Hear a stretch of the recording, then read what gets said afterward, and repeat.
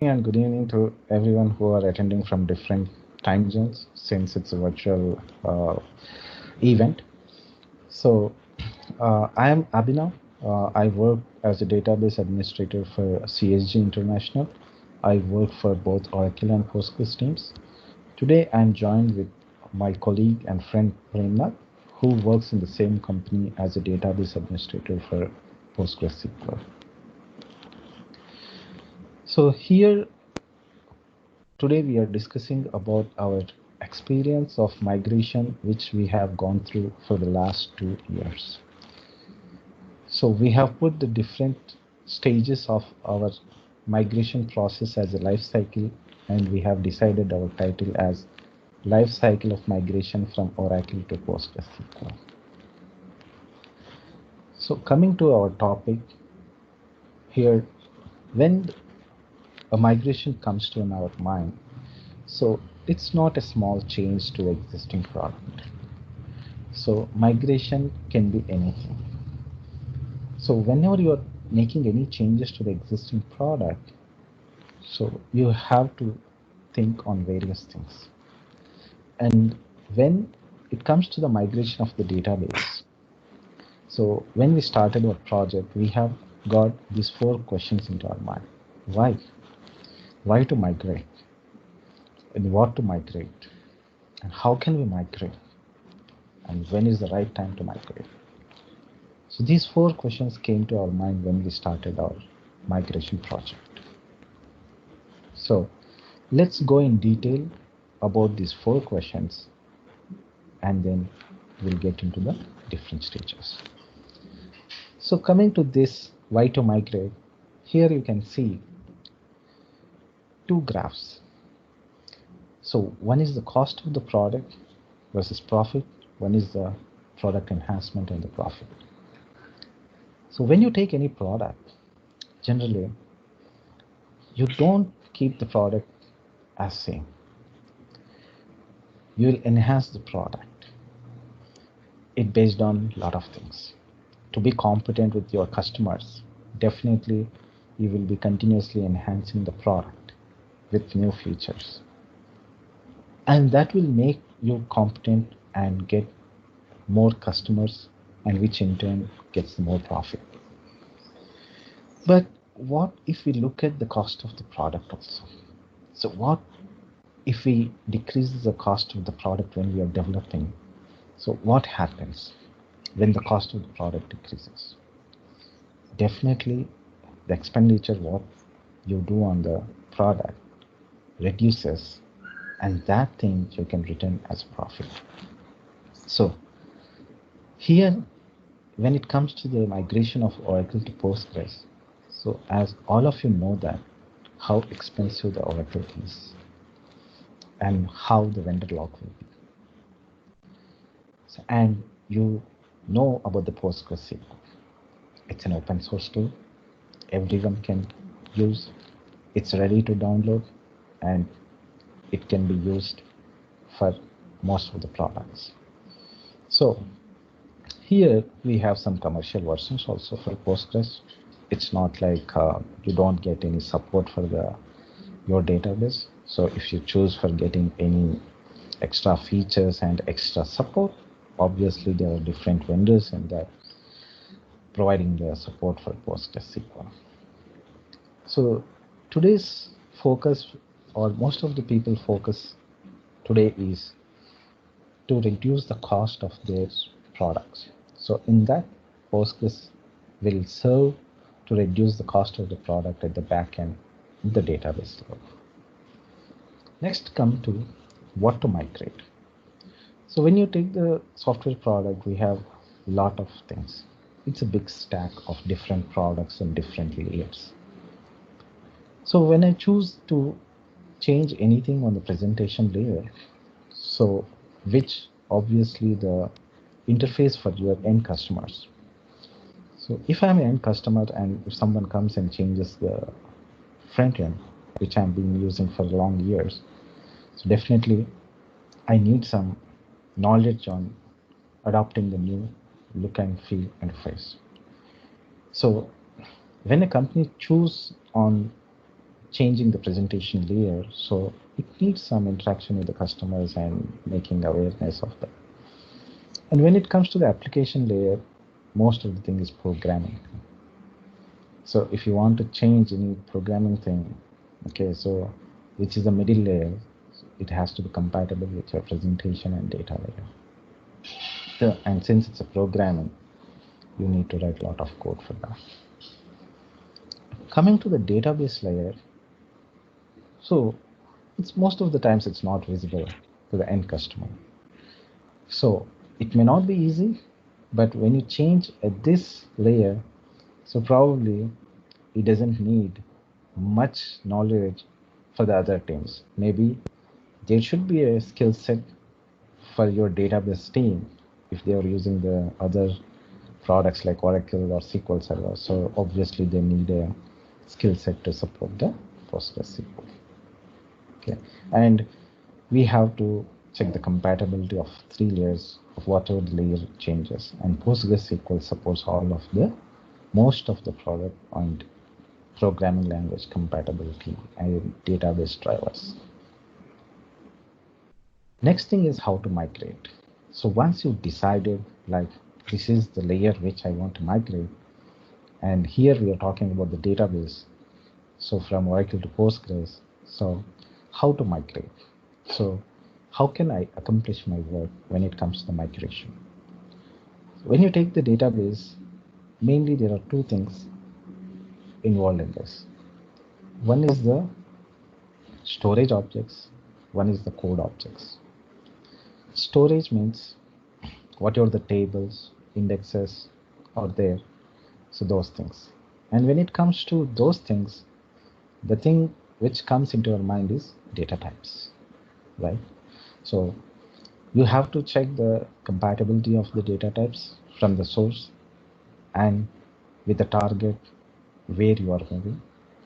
And also whatever the code is there on the Oracle side, on the source side, whether that works on the target or what amount of change is required for that. And what are the tools available if there are anything which can do this work. So what can they do? And also apart from this conversion, so you need to have the data load after the conversion. So how the data load happens, this is also an important thing which we have to consider. Next to when to migrate. So timing also very important when it comes to the migration.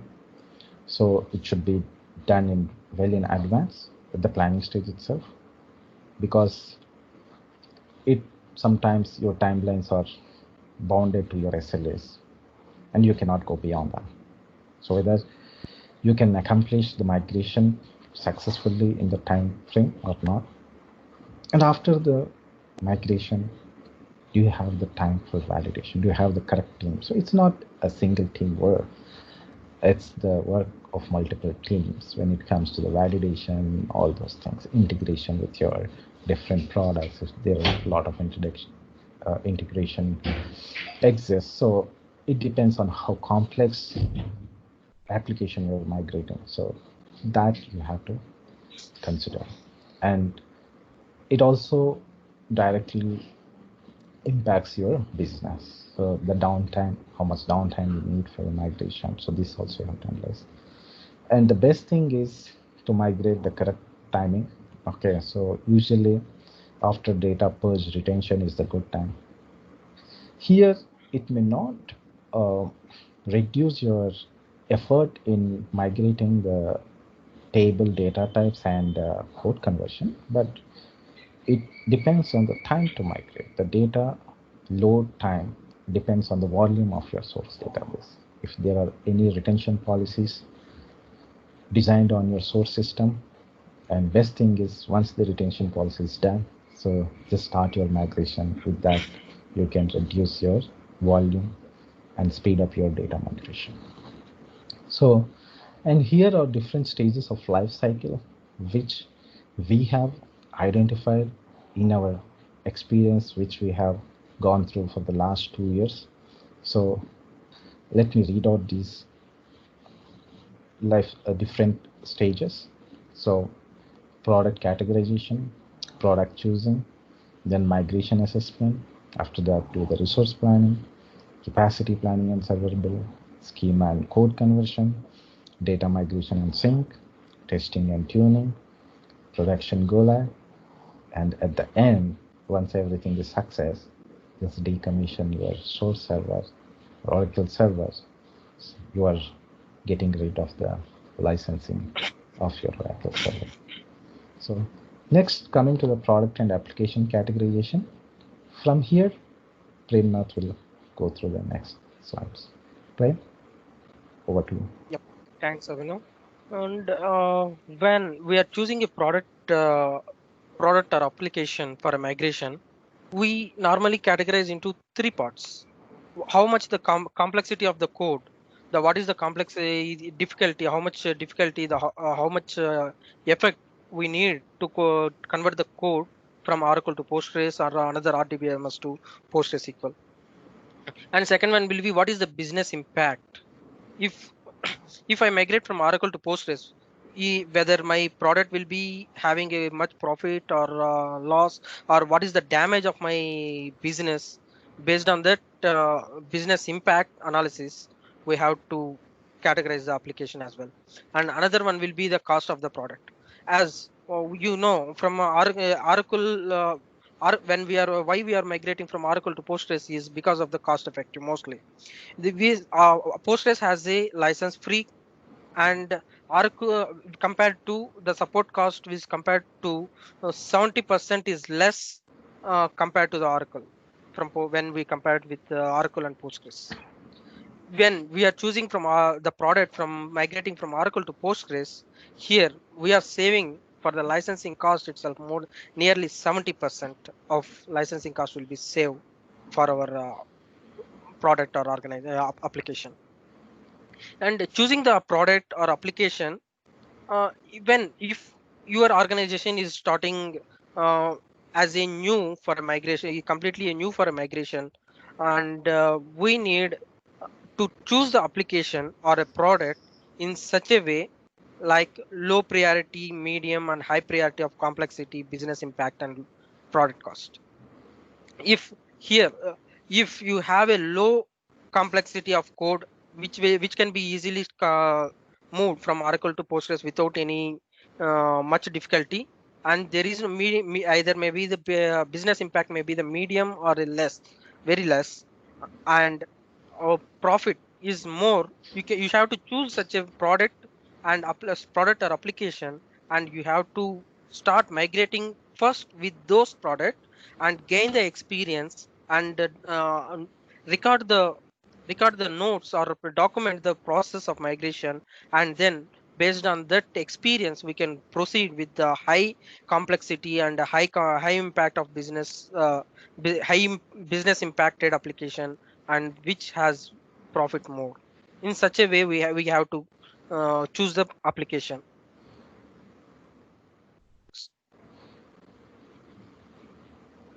Next, once the product or once we choose the product or application, next stage will be having a migration assessment. Because when we are starting a migration from Oracle to Postgres or other RDBMS to Postgres, we are not just migrating the data, we are also migrating the structure of database. It may be the table structure, functions, procedures, triggers, views, indexes or constant, whatever it may be the structure. Those are all important to convert from Oracle to Postgres. Once everything goes fine, only our application will be successful to connect to the database.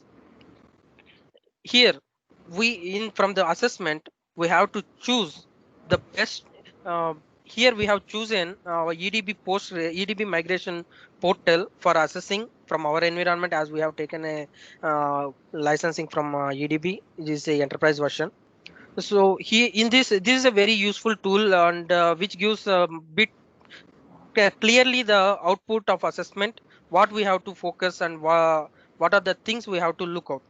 Once we come, this is the method where we have to extract the Oracle structure and we have to upload import it into the migration portal and start the assessment.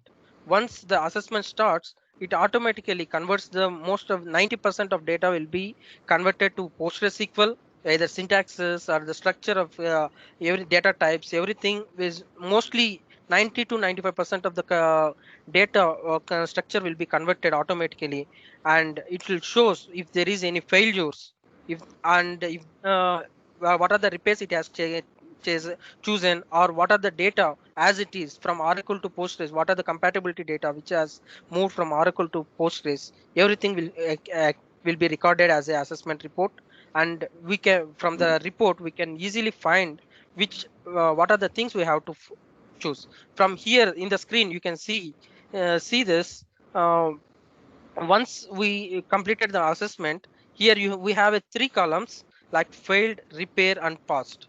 Failed are the things. Failed column represents this. We got so and so tables, so and so objects has been failed.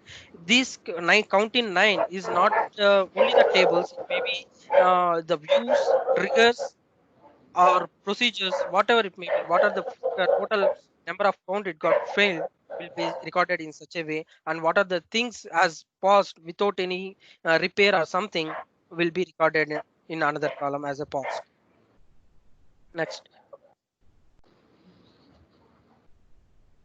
here in this, from this screen you can see the example of a particular table. This is a structure of a particular table. Sorry, we have cropped the name and everything for the security for the company policies. And here from this structure, you can see below output represents the two underscore timestamp underscore time zone function does not exist in Postgres, which was exist in Oracle was not exist in Postgres. This was clearly given the hint output what are the functions got failed or mismatched, and from the below repaired column you can see that EDB has no compatibility of such functions. This type of assessment report is important to collect the failures or the errors, and which these type of records which we required alternative. We have to choose the alternative for based on the output or application requirements. Next.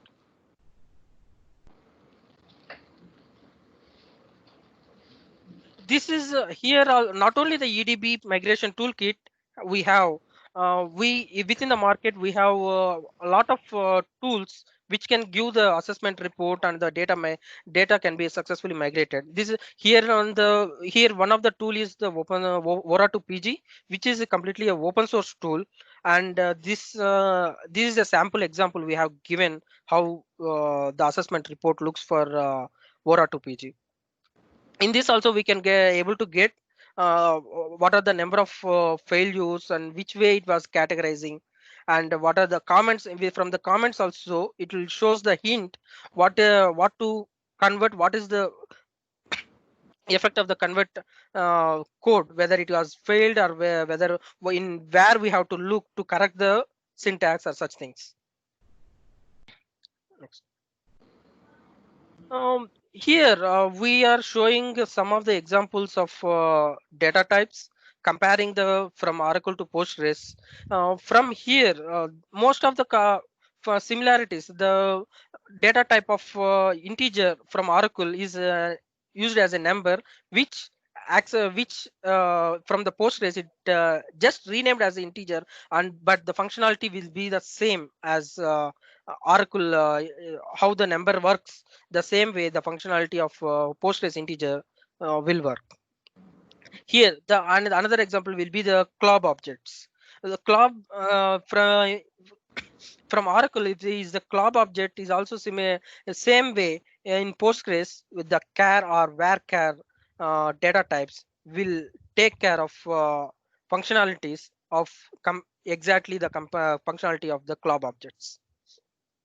In such a way, we can see the blob blob of Oracle is similarly we are representing as a beta. In such a way, there are a couple of data types which the functionality will be the similar. The compatibility of between the Oracle and Postgres data types will be the similar, and the functionality of the will be similar, but there may be the differences of name change or such things. And there are few data types which may be not compatible also, but there is alternative functionalities we can choose. In Postgres we have a lot of data, yeah, few large number of data types which are much useful and has a much functionalities similar to the Oracle. Sorry. Here, these are the few programming compatibilities when comparing to the Oracle and Postgres. Here, the most of the things compatibility, the Postgres is compatible with Oracle. Mostly, major for programmings are being compatible. There are few like compound triggers. Compound triggers which are present in the Oracle, those are not present in the Postgres. And another example will be the stored procedures. Postgres doesn't have the stored procedures till the version 11 below. From the version 11, the store procedures also have been implemented into the Postgres. Before until below the 11 version, we have only the functions, stored functions, instead of which we have to convert all the stored procedures into the stored functions. And sometimes the migration tool, whatever the tool we are using, may convert the code stored procedures also into the functions automatically. So, and most of the time, as per our experience, we have done manual change of procedures into functions where our assessment migration tool get failed, as we are using 9.6 and below versions, so and so versions of Postgres. So we haven't used the 11, and we are using recently just we are starting the 11 version, and below that we are using the 9.6 and so version. From there mostly we have converted manually these stored procedures into the functions.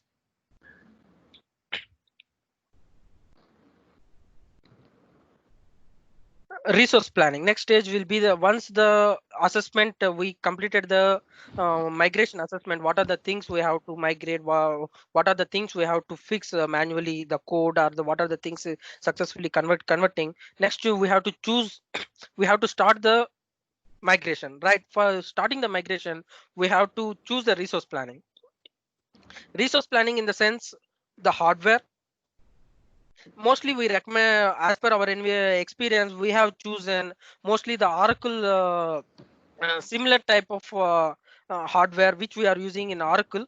The same we are using in the Postgres also.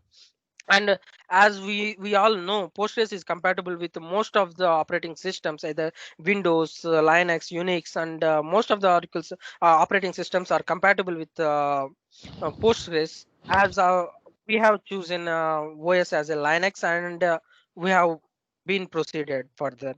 And dependent packages. This we have to choose all the dependent packages. What are the things required to install the database, or the functionality for function of the Postgres, and the proper libraries are there, or proper tools, like if you are using any EDB tools like migration toolkit or such things, those required a Java to be installed. Either it may be OpenJDK or licensed Java. We have to choose the product. We have to get it installed as per the tool requirements. Those dependency packages also we have to choose, and required tools. We have to install the required tools into our server, database servers, like migration tool. We have chosen our for migration toolkit, and what are the data loaders or extensions we have to have. Those required tools also we have to make it in place. Resource identification. Resource identification is also plays a crucial role in migration, where we have to choose a resource where they have a knowledge of both Oracle as well as Postgres.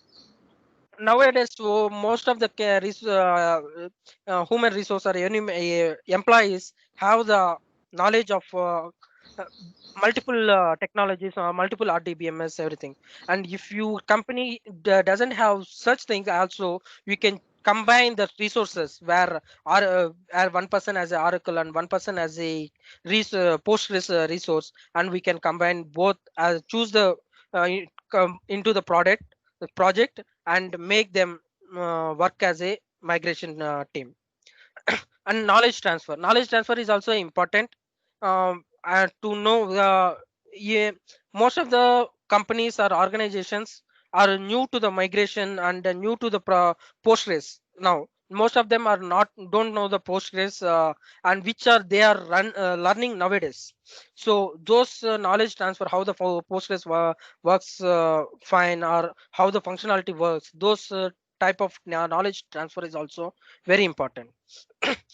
Strategies. The test strategies is very important, to before, as we'll be launching our migration into the production. Before launching the product migration into the production, application into the production, we have to test. We have to make sure our test strategies, and once the test migrations has been done, we have to make sure proper testing of all the functionalities of the application, whether it is functioning the same as it is, how it when it was in Oracle, or same. Such a way we have to test all the strategies and keep it ready. And next we have to choose the capacity planning and server build.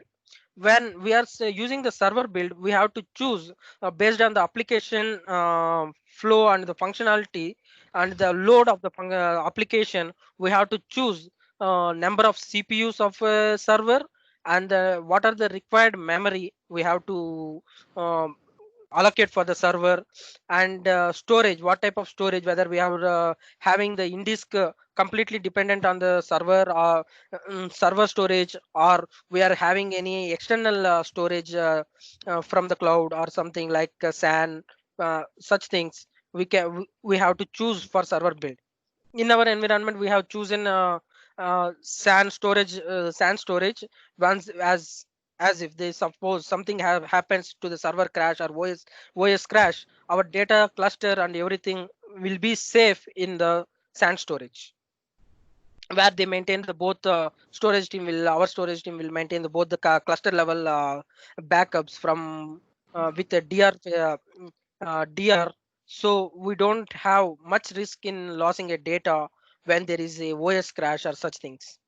In such a way we have to choose the storage also. And network compatibility, network strategy also should be a strong, because the application should reach out to the database within fraction of seconds, and the database should respond much frequently to the application also. If there is any network gap between the application and the database, there also we may have a lack of performance issues, like application may get slow, or there may be few transactions get delay and or terminate, there is a chance of getting terminated also. So we have to choose the best network strategies, and we have to choose the backup strategy also, in such a way our servers get backup, our database get should have proper backups. If there is any disaster access, we are completely dependent on the backup, so our backup strategy also should be strong. Next. From here, Abhinav will take care. Abhinav. Yeah, thank you, Prem. So since Prem has discussed about the resource planning, and mainly in the resource planning, so we discussed right from the hardware to the test strategy. Next coming to the capacity planning. So the important thing we have to consider is the CPU and memory. So we cannot equalize the same thing what Oracle is there with the Postgres, because the memory allocations in Oracle and Postgres are different. So, and here I want to focus on mainly the SGA and PGA. So these are the two parameters which are decided, which will decide the memory for your Oracle for overall operations. So when it comes to the Postgres, so we have shared buffers, which is different from the Oracle. So the functionality may be same, but the memory allocation, the methodology may be different. So we cannot equalize that, but we can take and initially start with the same value of the memory, and do a test drive on your database and see how it's performing. So here mainly on the Oracle side, take the benchmarks of the main SQL statements which are running on your database and compare the same statements on the Postgres side and compare with your benchmark. So with that, you will get an idea like how this performance is going with the Postgres. Is it well doing or is it bad? So based on that, so you can adjust your memory on your Postgres.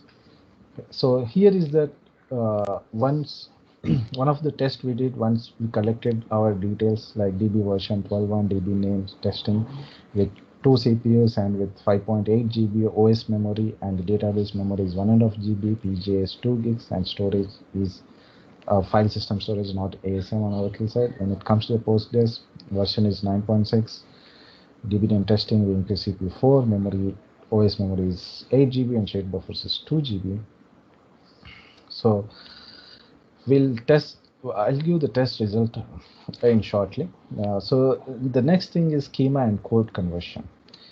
So schema and code conversion. So once you decide whatever the capacity planning is done, so next thing is how you can migrate your schema, table, data types, and the code conversion.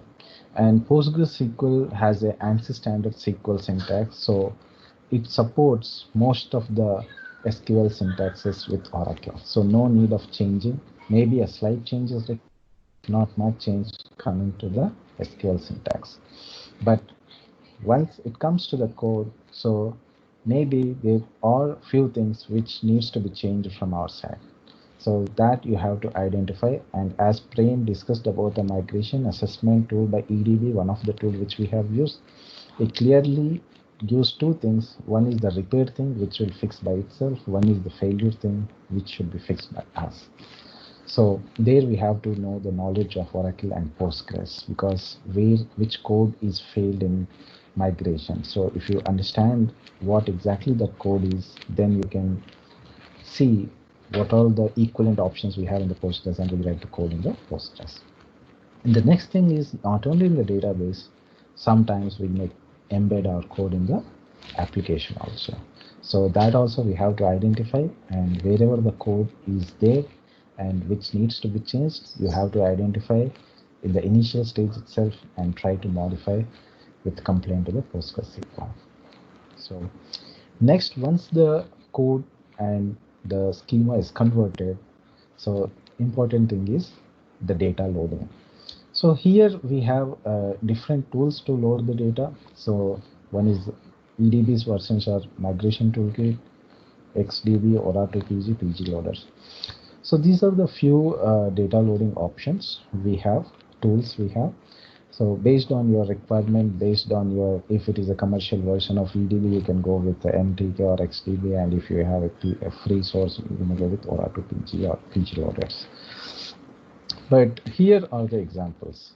So when the conversion is completed, okay, but when it comes to the loading, the timing is very important. Here are the few tests which we have done on our environment and which we have got the timing recorded here in the slide. So the conversion was completely successful, but the data loading was not that successful because of the timing it has taken. So here we have used the migration toolkit, EDB's tool. So we have loaded the data. So, and you see here the migration toolkit can convert the code and can also load the data. It was completely successful, but due to the existence of the lob objects, so 64 GB of table has taken around 15 hours with migration toolkit, 20 hours with the DB link, 15 hours with the parallel. We have increased the Oracle side, and DB link again 11 hours it took it fail. So these are the few things. These are the challenges which you may get even after the conversion of the schema and code. The type of the data which exists in the Oracle also matters actually. Not only, it's not just a migration from Oracle to Postgres when it comes to log. Even at the Oracle side also, if you take export, it will take a lot of time. So here this needs to be considered. So The same thing we did with XDB. XDB is one of the tool which can be used for data loading. So this doesn't have the capacity of the conversion of the code and the schema, but after converting code and schema, you can use the XDB for the migration. But mainly the XDB is the replication tool. If you have any heterogeneous replication between Oracle and Postgres database, that requirement, definitely you can use the XDB. So this supports all type of replication, okay, complete snapshot, or whatever changes happen, the deltas will be transferred. So in our case, so there is one requirement, such requirement where we use the XDB. But this here, it's a test we have run on the cloud objects. Again, the results are same. Sorry.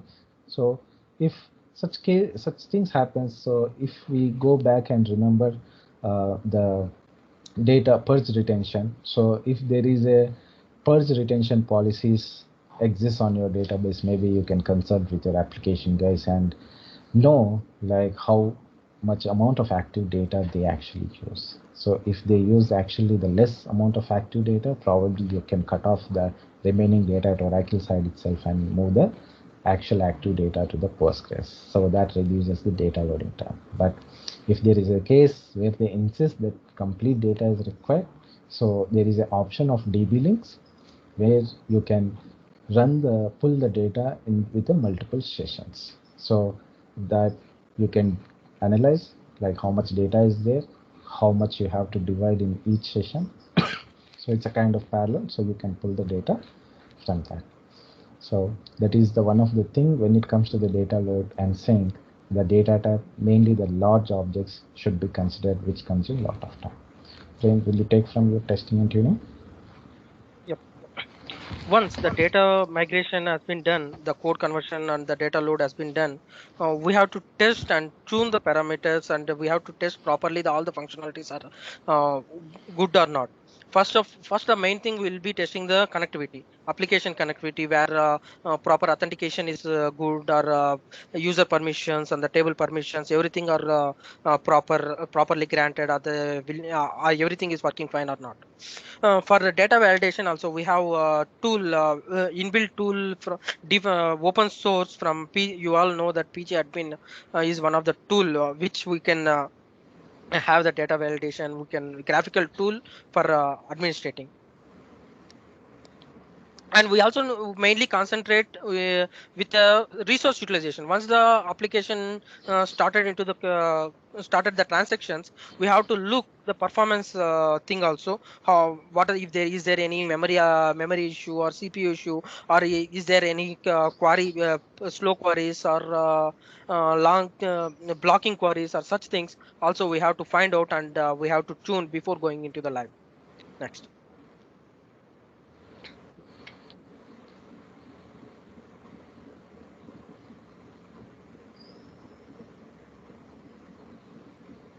Abhinav, next slide.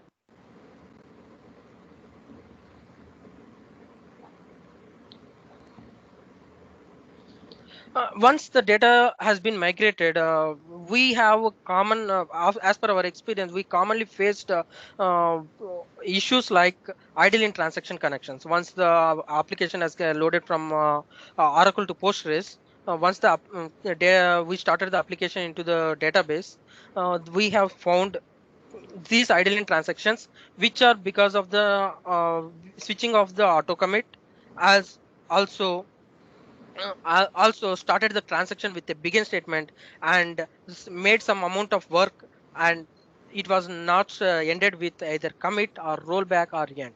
So when if we are not starting the transaction with begin, and not ending properly either with the commit or end, those type of transactions will fall into the idling transaction, which we commonly faced and noticed during our migrations thing. Next. Once not only we will be testing the application and the application functionalities within the database, we also need to look out the backup strategies, where database backups are running fine or not, and we have to test the backups also properly, randomly. Even we go for the live, we have to test randomly the backups, because yeah, if something there may be chance of backup gets failed also. At such a time, we cannot we completely depend on the backups if there is any disaster. If the backups are not proper, we are failed to we are completely lost the production data. So we have to make sure backup strategy is also strong. And also HA configuration with the DR, we have to Postgres has a inbuilt capacity of streaming replication from one node to the another node. And even if you are going for a high availability, from EDB we have a EFM tool which has a autoplay failover once any primary node gets down, and it will automatically promote to the standby. We have such tools also in see, not only the EDB, in second quadrant also B2, we have few things, I hope so. I'm not sure about it. And alerting, we also make sure the proper alerting is coming on with them. If there is any disaster, complete monitoring should be there with the database server. Either it may be the database issue like long running queries or idling transaction things are not only this, we also make sure the disk usage also, most disk used, or the CPU utilization or memory consumption, those type of alerts also, which if we keep monitoring, it will help us a lot. And reorganization maintenance activities, if we have to plan in our Postgres, we have a capacity functionality of vacuuming, which removes all the bloating queries, dead tuples of database. These routine maintenance activities, like for a big database, 6 months once or 3 months once, in such a way, or we do have a auto vacuum functionality inbuilt within the Postgres, enabling those parameters. And not only depend on the auto vacuum, maintaining the big databases and high transactional tables 3 months once and 6 months once will be more effective for a functionality of the application. Next. And once our testing everything is completed, we are good to go for a live. Once even for during the production live, launching the application into the live, we have to choose first. It is recommended to choose the reporting for applications, like if there is any reporting application which only depend on the existing, which grab the information from the tables and report uh, into the front end. Those applications are recommended to launch first, because if there is any errors or production issues, we can if there is a chance we can go back into the Oracle, or look into before all the transactions get failed. Next.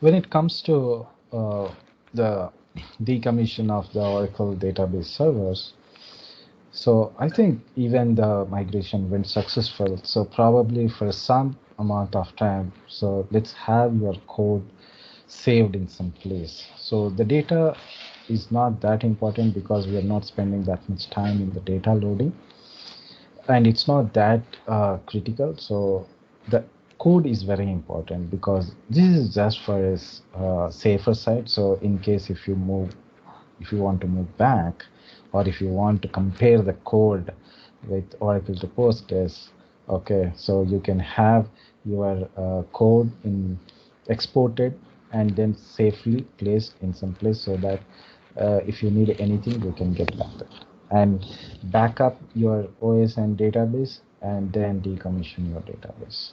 So these are the last step, and with this you can successfully complete your migration. And we have successfully completed our migration with all these stages, with whatever the experience we have gained for the last 2 years.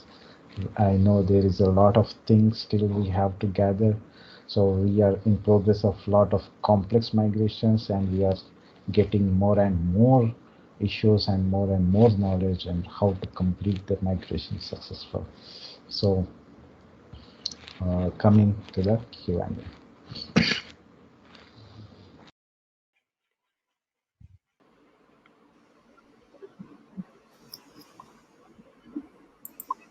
Hello, everyone. Thanks for joining us. And now we're going to open up and talk about different questions that we can pose to both Prem Nath and Abhinav. So my name is Bhavani Rao, and I'll be working as a moderator and reading the questions that are posed. We have a lot of good questions based on the 2 years of experience these people have, these gentlemen, these DBAs have. And I really enjoyed having a very thorough, detailed understanding of how to go about the process of going from Oracle to Postgres. So first question from Corey. What is your best tool when it comes to migrating large objects such as blob and clob objects? We have Oro2PG, the EDB Migration Portal, or the EDB Migration Toolkit. Which one would you recommend for large objects?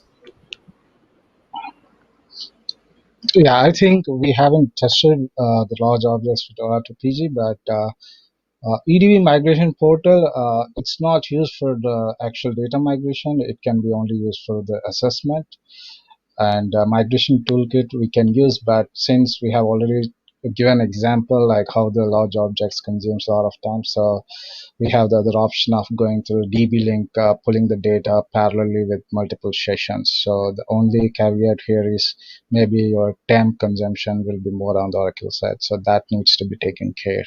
So that's the option we have when it comes to large objects.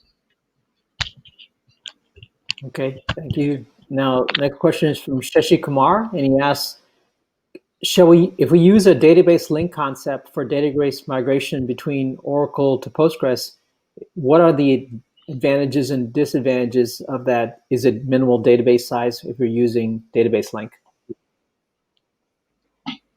Yeah, as I said, if you use the mostly MTK will work. If you want to go to DB link, probably when you want to pull the data parallelly, so DB link would be a good thing. And I don't think we haven't faced any disadvantages using the DB link. So when we tested it, so I don't feel any disadvantages of using the DB link auto. And just to clarify, the MTK is abbreviation for EDB's Migration Toolkit, which is more than just the assessment tool. It does the schema as well as the data migration. Continuing on, we have Balaji asking, go ahead, sorry. I don't think we can use MTK for the assessment because we have to go at least for the schema testing, then it will list out which can be migrated, but it's not the proper thing for assessment. Maybe migration portal will be the better option for the assessment. Yes, correct. For an assessment, the migration portal is free and everyone can use that for assessing the schema. And they can even do schema conversion off the migration portal. Migration Toolkit is offered as part of the subscription service, and it does both data and the schema conversions as far as I know. So let's go to the next question, which is from Balaji. He's asking, are there any open source tools for checking whether a given Oracle query is Postgres compatible or not? I think Oracle PG is the one which is open source tool. You can use that for your assessment, I think. Yeah. Okay. Then a simple yes/no question here from Peter. Have you done any migrations from Oracle to Azure DB for PostgreSQL? No, we haven't performed any migration to the public clouds. Not at those are in the pipeline for AWS RDS. So, yeah. Okay. And then next question from Ephraim, who's asking, for data loading, have you tested turning logging off at the table or cluster level? The thing is, We all have of done our yeah, Prem. We have done from cluster level logging, so compared to the table level. And we have few standby databases, so we did not go with the logging off since we want the sync to the standby also. So this is for few of the standby databases we have. Okay. But now we got a real challenging question coming up for Jan, from Jan. I'm going to read it slowly so you get this one. I know how long it takes to do an export of my schema in Oracle. Is there a way on how to estimate migration time to EDB Advanced Server? We have 4 terabyte Oracle database. In your example, you have 64 gigabytes, so that extrapolates into like 960, 960 hours for my example. Any ideas on how to estimate how long it takes to do the migration? So it's 64 GB all is a large objects. So if you have 4 terabytes completely large objects, probably it might take that much. So if it's not large objects, I don't think it would take that much amount of time. So we focused only that example was only for the large objects. Okay. Another question from Balaji, and he's asking a very relevant question, which is, how can we achieve minimum production downtime?